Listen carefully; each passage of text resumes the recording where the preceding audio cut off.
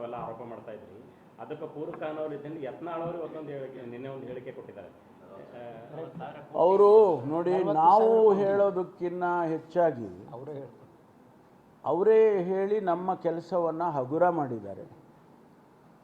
ಯತ್ನಾಳ್ ಅವರು, ನಮಗೆ ಒಂದು ಸ್ವಲ್ಪ ತಪ್ಪು ಕಲ್ಪನೆ ಇತ್ತು 4,000 ಕೋಟಿ ಅಂತ.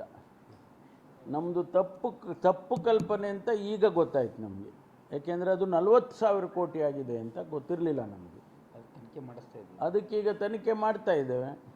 ಸರ್ಕಾರ ತನಿಖೆ ಮಾಡ್ತಾ ಇದೆ. ಕಳೆದ ಈ ಕೋವಿಡ್ ಸಂದರ್ಭದಲ್ಲಿ ಯಾವ್ಯಾವ ರೀತಿಯಲ್ಲಿ ಅನ್ಯಾಯ ಆಗಿದೆ, ಕ್ರಮ ಆಗಿದೆ ಅನ್ನೋದನ್ನು ತನಿಖೆ ಈಗಾಗಲೇ ಮಾಡ್ತಾ ಇದ್ದಾರೆ. ಇನ್ನು ಯತ್ನಾಳ್ ಅವರ ಹೇಳಿಕೆ ಇನ್ನೊಂದಷ್ಟು ಪೂರಕವಾಗಿ ಶಕ್ತಿ ಕೊಟ್ಟಂಗೆ ಆಗುತ್ತೆ. ಆ ತನಿಖೆಗೆ ಇನ್ನೊಂದಿಷ್ಟು ಹೆಚ್ಚು ಮಾಹಿತಿಗಳನ್ನು ಕೊಟ್ಟಾಗಿದೆ.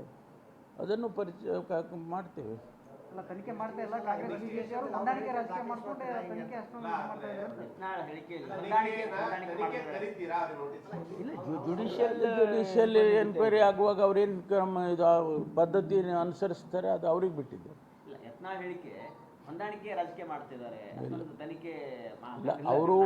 ಅವರು ಒಂದು ಪಾರ್ಟ್ ಕರೆಕ್ಟಾಗಿ ಹೇಳಿದ್ದಾರೆ, 40,000 ಕೋಟಿ ಅಂತ. ಇನ್ನು ಎರಡನೇ ಪಾರ್ಟು ಕರೆಕ್ಟಾಗಿ ಹೇಳಿಲ್ಲ ಅವರು. ನಾವು ಜುಡಿಷಿಯಲ್ ಎನ್ಕ್ವೈರಿ ಕೊಟ್ಟಿದ್ದೀವಿ, ಹೊಂದಾಣಿಕೆ ಏನಿರುತ್ತೆ ಅಲ್ವಾ?